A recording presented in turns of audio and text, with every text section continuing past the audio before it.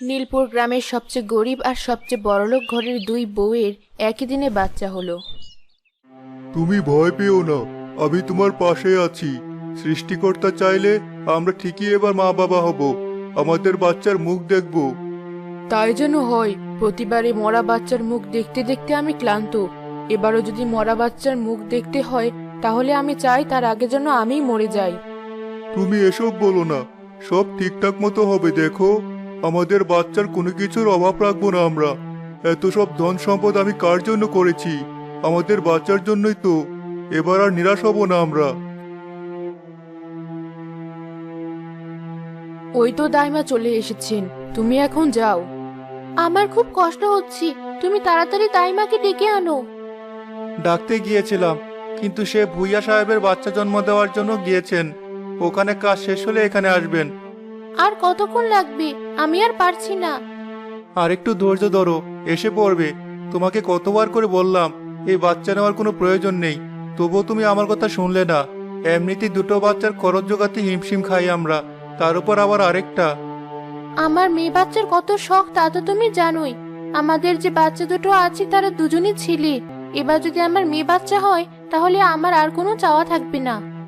ছেলে মেয়ে তো এখন উপরওয়ালার হাতে, তিনি যা দিবেন তাই নিয়ে সন্তুষ্ট থাকা ছাড়া আমাদের কিছু করার নেই। দাইমা, আমার শিরিনের কি অবস্থা? মা আর বাচ্চা দুজনেই সুস্থ আছে তো? আমাকে ক্ষমা করে দিও বাবা। অনেক চেষ্টা করার পর এবারও তোমার বাচ্চাকে বাঁচাতে পারলাম না। শিরিনের শরীরে অনেক দুর্বল হয়ে পড়েছে। এরপর তোমাদের আর বাচ্চা নেওয়ার চেষ্টা না করাই ভালো, নয়তো ওর জীবন ঝুঁকিতে পড়বে। এ কি বলছেন দাইমা? ওর জ্ঞান ফেরার পর যদি দেখে আবারও একই ঘটনা ঘটেছে, তাহলে তো কষ্টেই মরে যাবে। আপনি যে কোনো একটা উপায় বের করুন ওকে বাঁচানোর জন্য। দোহাই লাগে দাইমা। আচ্ছা, আমি দেখছি কি করা যায়। ওই বাড়ির মল্লিকারও বাচ্চা হবে আজ। আমাকে ওখানে যেতে হবে এখন। শিরিনীর জ্ঞান ফিরতে অনেক সময় লাগবে। ততক্ষণে কোনো একটা উপায় খুঁজে বের করার চেষ্টা করব। জি, ঠিক আছে। দাইমা, আপনি এসেছেন? মল্লিকার খুব কষ্ট হচ্ছে। আমি এসে পড়েছি। এখন আর তোমাদের কোনো চিন্তা নেই। তুমি বাইরে অপেক্ষা করো। অনেকক্ষণ পর দাইমা তার হাতে ছোট দুটো বাচ্চা নিয়ে বের হলো। মহির তাড়াতাড়ি তার কাছে ছুটে গেল। মল্লিকা কি ঠিক আছে দাইমা? আমাদের কি ছেলে হয়েছে না মেয়ে? আপনার হাতে দুটো বাচ্চা। মল্লিকার ইচ্ছা অবশেষে পূরণ হয়েছে। তোমাদের একটা না, দুটো মেয়ে হয়েছে। দুটো? একটা মেয়ের খরচ চালাতেই যেখানে হিমশিম খাবো, সেখানে আবার দুটো মেয়ে। কি যে করি! তোমার আপত্তি না থাকলে আমি তোমাকে এই বিপদ থেকে বের হওয়ার একটা উপায় বলে দিতে পারি, যাতে তুমি, তোমার দুই মেয়ে আর মল্লিকা সবাই সুখে শান্তিতে থাকতে পারো। কি উপায়? তোমাদের একটা মেয়েকে আমি এক নিঃসন্তান দম্পতির হাতে তুলে দিতে চাই। ওদের টাকা পয়সার কোনো অভাব নেই। তোমার মেয়ে ওখানে সুখেই থাকবে। আর একটা মেয়ে পেয়ে মল্লিকাও খুশি হবে। তোমার উপরও চাপ কমবে। আপনার উপর আমার বিশ্বাস আছে, আমি রাজি আপনার প্রস্তাবে। নিয়ে যান আমার একটা মেয়েকে।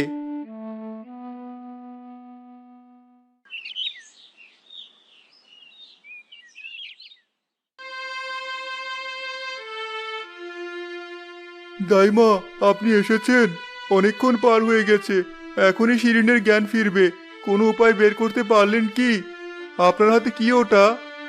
শিরিনকে বাঁচানোর উপায় এই নাও। আজ থেকে ও তোমাদের মেয়ে।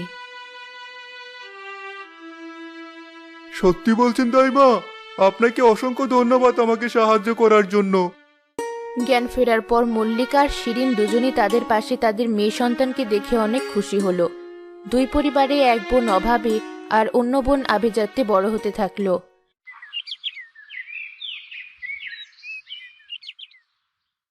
আমাদের স্কুলের স্বপ্নার সাথে তোর চেহারার কত মিল!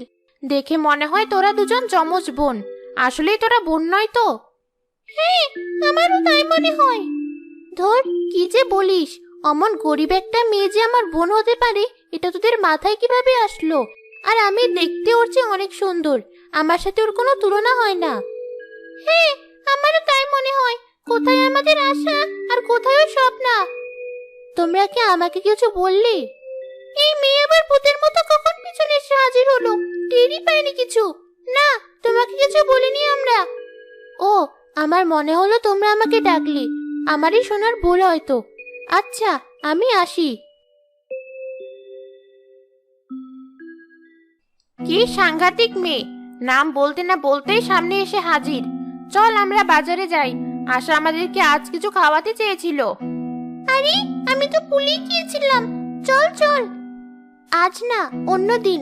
টাকা শেষ হওয়ার পর বাবার কাছে টাকা চাইতে গিয়েছিলাম সকালে, কিন্তু বাবা টাকা দিতে দেরি করছিল বলে চিৎকার চেঁচামেচি শুরু করে দেই। বাবা পরে রাগ করে আমাকে আর কোনো টাকাই দেয়নি। ও, তো আগে বলবি না এই কথা? এই মিলি, চল বাড়ি ফিরে যাই। হ্যাঁ চল। দাঁড়া, আমাদের না একসাথে ঘুরতে যাওয়ার কথা ছিল আজ, যাবি না? না, অন্য আরেক দিন। তুই আমাদেরকে যেদিন খাওয়াবি সেদিন যাব, আজ আর না। আচ্ছা, প্রতিদিন তো তোরা আমার সাথে বাড়ি পর্যন্ত যাস, আজ না হয় আমি একাই যাই। আশা তার বাড়ির পথ ধরে একা একাই যাচ্ছিল। সামনে গিয়ে দেখে স্বপ্না রাস্তার পাশে এক বৃদ্ধ লোকের সাথে কথা বলছে। ওই বুড়ো লোকটাকে দেখে তো রাস্তার ভিখারি মনে হচ্ছে। স্বপ্নারা কি এতই গরিব? নয়তো ওই বুড়ো লোকের সাথে ও এত কি কথা বলছে? কাছে গিয়ে শুনি তো। মা, আমাকে এক গ্লাস খাওয়ার পানি এনে দেবে? এখনই এনে দিচ্ছি।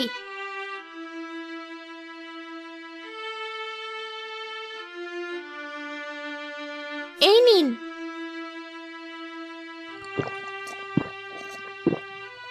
ধন্যবাদ মা। আমি বুড়ো মানুষ, চোখে কম দেখি। এই ছেঁড়া জামাটা যে সেলাই করব তাও পারছি না। তুমি একটু কষ্ট করে। দিন, আমাকে সেলাই করে দিচ্ছি।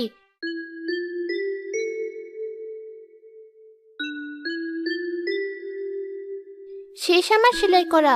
আপনার আরো কিছু লাগবে? ওই ক্ষেত থেকে আমার কটা শাক আর আলু তুলে এনে দিতে পারবে? আজ ওগুলো খেয়েই নিজের পেট চালাবো। একটু অপেক্ষা করুন, এখনই আনছি।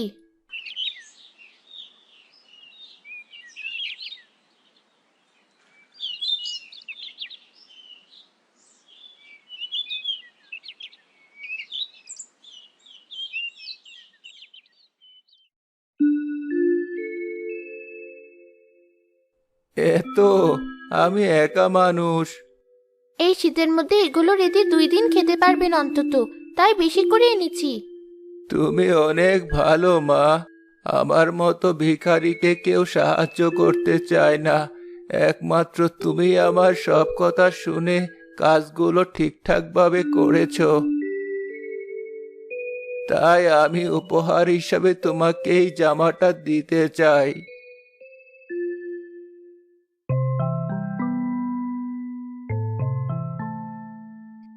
এত সুন্দর জামা আমি আগে কখনো দেখিনি, আর ওজনেও বেশ ভারী।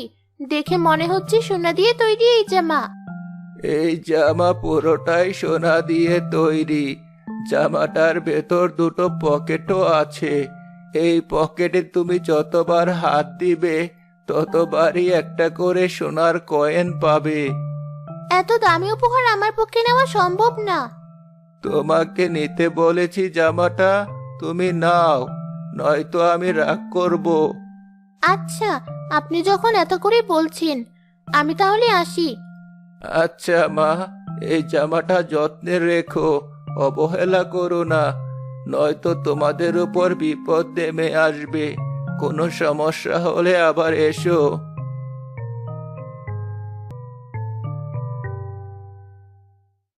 ওই বুড়ো এত দামি জাদু সোনার জামাটা স্বপ্নাকে দিয়ে দিল। যাই, আমিও ওই বুড়োকে সাহায্য করে আমার দামি একটা জামা উপহার হিসেবে চাই।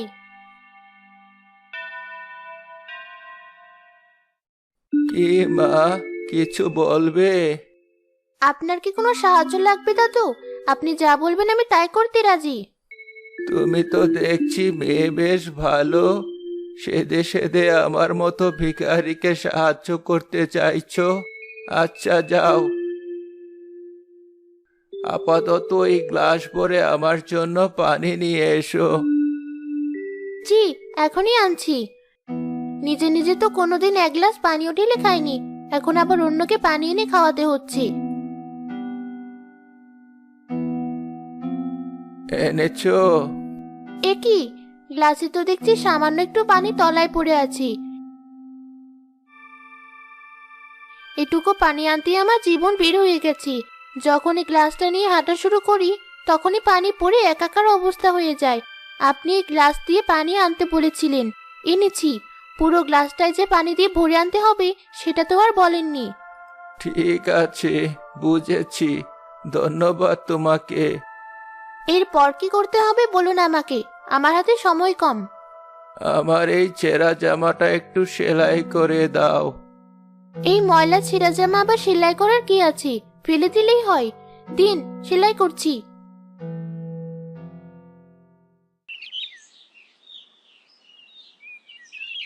এভাবে না, ওখান থেকে। আপনি আমার চেয়ে বেশি জানেন, চুপচাপ আমাকে সেলাই করতে দিন। শুয়ে আমার আঙুলে ফুটে গেছে, ব্যথায় মরে গেলাম। এই নাও, এই ওষুধটা লাগাও, সেরে যাবে ব্যথা। আমি আর এসব কাপড় চোপড় সেলাই করতে পারবো না। এরপর কি করতে হবে তাড়াতাড়ি বলুন। না থাক, বলতে হবে না, আমি জানি আপনি কি বলবেন। একটু অপেক্ষা করুন, আমি এখনই আসছি।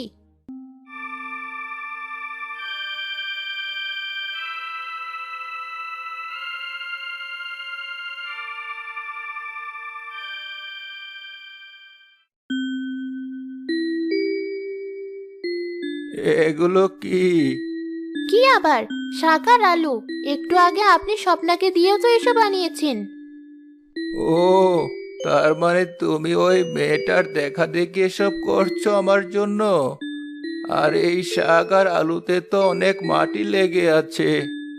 ধুয়ে খাবেন। এবার আমাকেও আমার জাদুর সোনার জামা দিন। তোমাকে দেওয়া কোনো কাজই তুমি ঠিকভাবে করতে পারোনি, আর তুমি সব কাজ লোভের বশে করেছো। তাই আমি তোমাকে সোনার জামা দিতে পারবো না। কেন পারবেন না? অযথা আমাকে দিয়ে তো খাটালেন কেন তাহলে? তোমাকে আমি সর্বোচ্চ একটা রূপোর জামা দিতে পারি। এই নাও। রূপোর জামা? এই জামার পকেটে হাত দিলেও কি রূপোর কয়েন বের হবে? রূপোর দাম কেমন? এই জামাটা যত্নে রেখো, অবহেলা করো না, নয়তো তোমাদের উপর বিপদ নেমে আসবে। আমি চলি। এ কি, বুড়োটা না একটু আগে আমার সামনে বসেছিল, হঠাৎ কোথায় উধাও হয়ে গেল?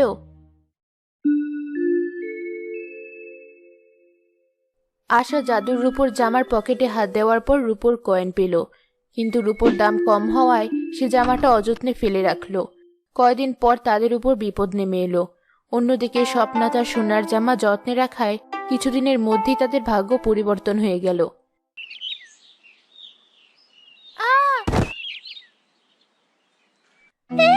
আশা ছেঁড়া জুতা পরে হাঁটতে গিয়ে পড়ে গেছি। যখন টাকা পয়সা ছিল তখন তো ভাবের চোটে ওর কাছেই যাওয়া যেত না, আর এখন গরিবের হালে থাকি। ঠিক বলেছিস, চল আমরা স্বপ্নাকে আমাদের বন্ধু বানাই। তোমাদের মতো মানুষকে বন্ধু বানানোর কোনো ইচ্ছা নেই আমার। তোমাদের যেহেতু আশা ভালো, অভিনয় না করে মনে যা আছে তাই বলে দেয়। আশা, তুমি ঠিক আছো? হ্যাঁ, ধন্যবাদ। আগে তোমার সাথে অনেক খারাপ ব্যবহার করেছি আমি, আমাকে ক্ষমা করে দাও। বোনকে ক্ষমা না করে কি থাকা যায় বলো? বাবা সেদিন আমাকে সব বলেছে, কিভাবে অভাবের কারণে ছোটবেলায় তোমাকে অন্যের হাতে তুলে দিয়েছিল। এখন আর আমাদের কোনো অভাব নেই, তুমি চাইলে আমাদের সাথে থাকতে পারো। না, আমার মা বাবা আমাকে অনেক ভালোবাসে, তাদেরকে ছেড়ে আমি কোথাও যাব না। ওরা যেমন আমাকে এতদিন সুখী রেখেছে, একদিন আমিও পরিশ্রম করে ওদেরকে সুখে রাখবো। খুবই ভালো চিন্তা, তোমার আশা যেন পূরণ হয়।